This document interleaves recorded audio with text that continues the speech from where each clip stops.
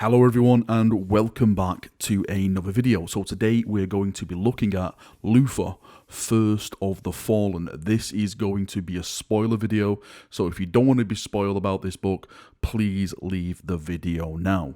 A massive shout out once again to Shaskais, who has provided this write-up. I do not have the book, he has the book, so please, a big shout out to him. There's a link in the description of this video to his subreddit. Please go over, join it, give him all the praise, because without him, this video wouldn't be possible. So let's jump in and let's get started. Caliban was ever the wild and hostile world. Ever since the dark age of technology, humanity has tried to tame the planet, but with little success. Outside of Alderuk, settlements with more than 1,000 persons do not survive. These settlements are less than towns and villages and more akin to fortresses. This makes exile the harshest and greatest punishment on Caliban. The need to maintain their strongholds and fortresses against the erosive elements made artisans and masons more important to Caliban's people than warriors and knights. Artisan kings ruled some lands. These kings guarded the secrets that once guided the machines that built the fortresses of Caliban. It was revealed later that this technology is called an STC. Much of it was pillaged by the Imperium after Caliban was taken into the fold. Luthor and the people of Caliban knew their world was alive and it hated them. Though the world abhorred them, it didn't seek their complete destruction. It desired to maintain an endless struggle with the humans on its surface. Nowhere else is this hatred more evident than in the eyes of the great beasts. These beasts projected the world's hatred.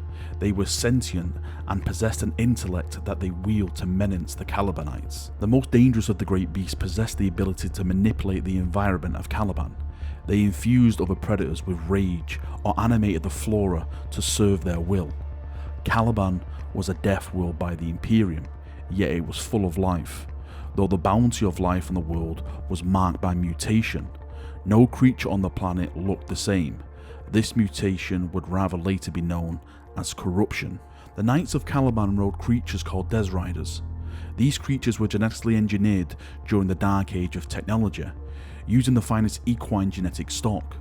They were bred not only for their great stamina and strength, but for their intelligence as well, though the secrets of their breeding have long been lost. According to the legends, the grandsires of the Des Riders were equipped with devices that allowed them to speak. Though this technology was lost, the Des Riders maintained great empathy with their rider, forming deep bonds. The Des Riders possessed great strength and stamina that enabled them to carry knights in full armour for many days. And it wasn't simple plate armour, it was power armour. Their physical strengths also made them fierce fighters, giving them the ability to snap bone and bend steel with kicks and stomps. Another ability of the Des Riders is their tracking sense. Caliban's knights needed no bloodhounds for their hunts, for their steeds can track even days-old trails. The people of Caliban didn't have priest or religion.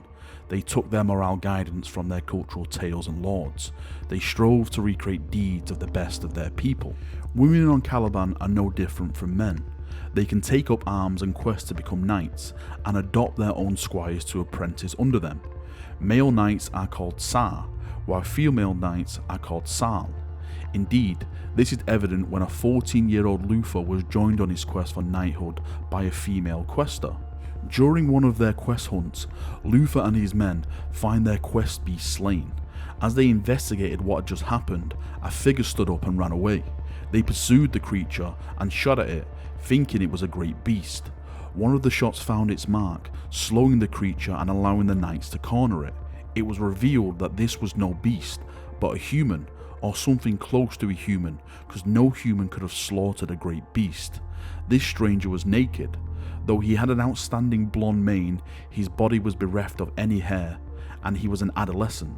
Despite the signs of youth, this stranger was a little taller than Luthor himself. The stranger was wounded.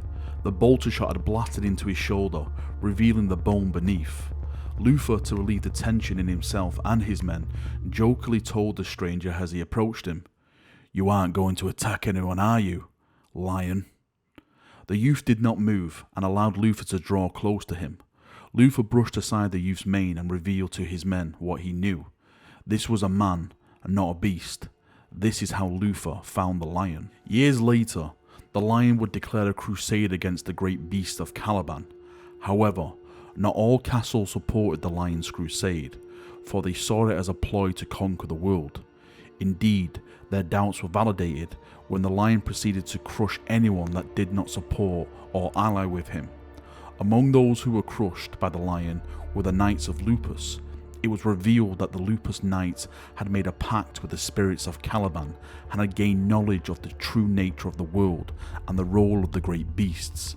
By the definition of the later imperial settlers, they were corrupted. The Knights of Lupus had captured great beasts and were turning them into beasts of war. They did not avail them. They were destroyed all the same. Within the fortress of the Knights of Lupus, Luther found a library containing books from the Dark Age of technology and the Old Knight. Caution called out for Luther to burn the corrupting books, but his curiosity and desire to understand won over his mind. With good intentions to use this knowledge for the good of Caliban, Luther ceded the damnation of his order and the destruction of his beloved world. The following information is now aimed after Caliban has joined the Imperium. The jealousy of Luther grew, seeing the Emperor robbing him of the lion, as well as the resentment he felt for the lion after Sharos fueled his delving into the Lupus books. Within the books, he found forbidden knowledge of a realm without boundaries, formed from dreams and nightmares. They contained images of strange creatures. The first image he saw was a beast of fang and horn, yet the beast wielded an axe and whip. It took many years of study before Luther deduced the relationship between that realm, Caliban, and its great beasts. After the victorious campaign of Zaramund, Horus honoured Luther with a celebration. However, the lion cut that short. He publicly admonished Luther and stripped him of his fleet before dismissing him back to Caliban. As Luther stewed in his shame and humiliation, waiting for transport that would take him back home, he was visited by two legionnaires, Erebus and Callias Typhon. They shared a bottle of wine with Luther and expressed their sympathies about the unjust castigation, but that wasn't all they offered. Erebus gave a book that was in reality a primer to the mysteries of the warp, an introduction that answers some questions but raises more. Questions like who is the Emperor? What are the Primarchs? Other such books have been stashed inside Luther's belongings. The books were Erebus's writing, but it was an abbreviation of the writings of Lorgar. These are the gifts meant to create a bridge between them, not win him to their cause as Thrall, but as an ally. Erebus and Callias told him that everything is interconnected. The Emperor, the Primarchs, the Warp, even Caliban, Fenris and Olympia, every world where a Primarch fell. Each of these worlds resonates with different energies and they call to the Primarchs. Luther was reminded of the time when Abaddon tried to introduce him to the Brotherhood.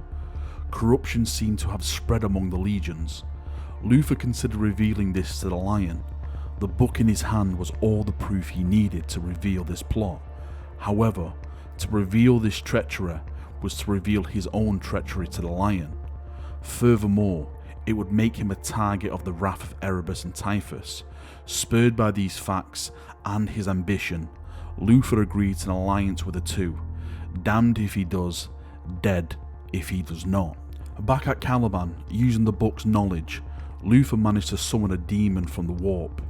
He was too caught with his triumphant high of succeeding in harnessing the power of the warp on the first try that he noticed too late he didn't bind the demon.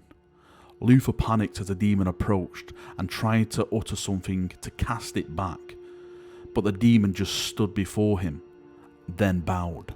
Luther had called and the demon had answered. The demon had told him that he had been slow in coming to their side. It told him that the galaxy burns and the time of the Emperor draws to a close. The time of the great powers is returning. All will be consumed and reborn in the fires of destiny. Then the demon withdrew and disappeared. Luther was overcome with joy and relief, for he had harnessed the power to rival that of the lion, of the Emperor himself. But it's revealed to Luther later that this was a delusion. From the first summoning to the destruction of Caliban, Luther was never in control of this power. He wasn't forging a path to Caliban. He was dragged into the depths of damnation. So it always is with demons and their masters, especially Tzeentch. It always starts with the first steps in the right direction, but in time, you will never know when you started following the path they set for you.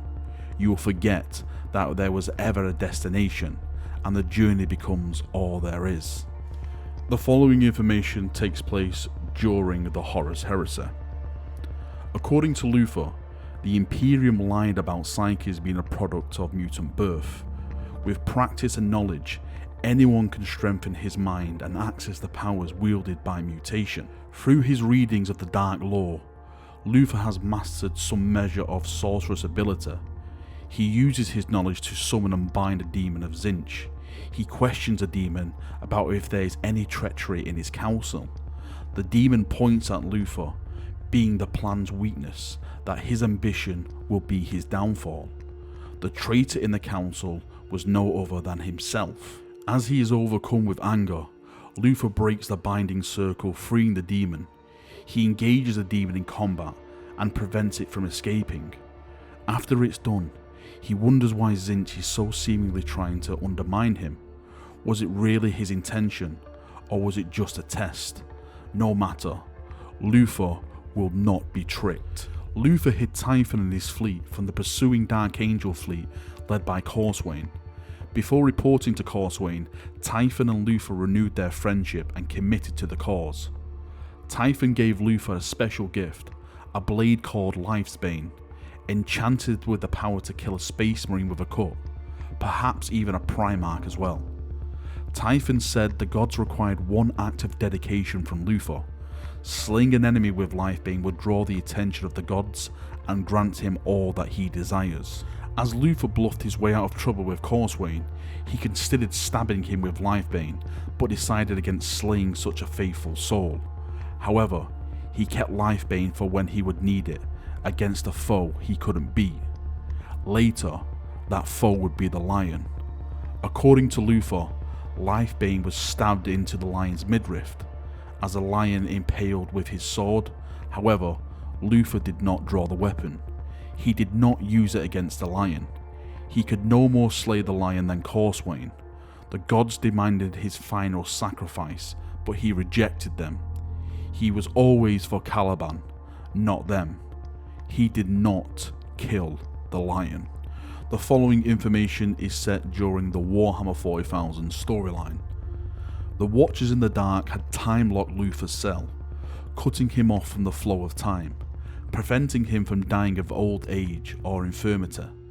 The Dark Angels will not allow Luther to die until all the fallen are caught. Luther is constantly interrogated by different Grandmasters of the Dark Angels.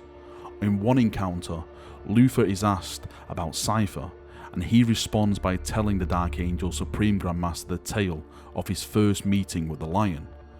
The Grandmaster takes the tale and that he should ally with Cypher.